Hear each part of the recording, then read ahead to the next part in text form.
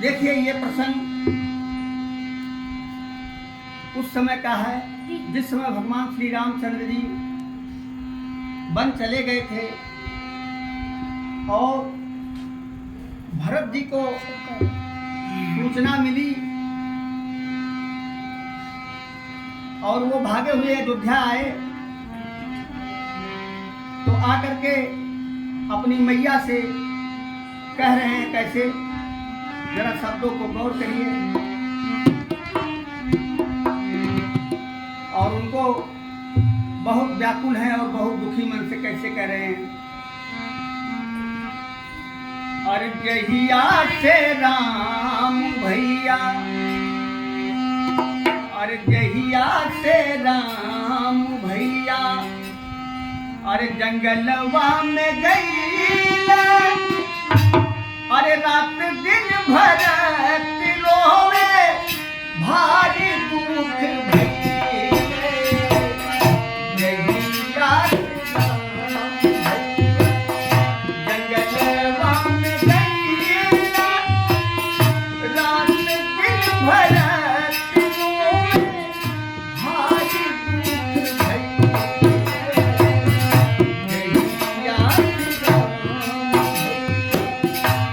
जंगलवा में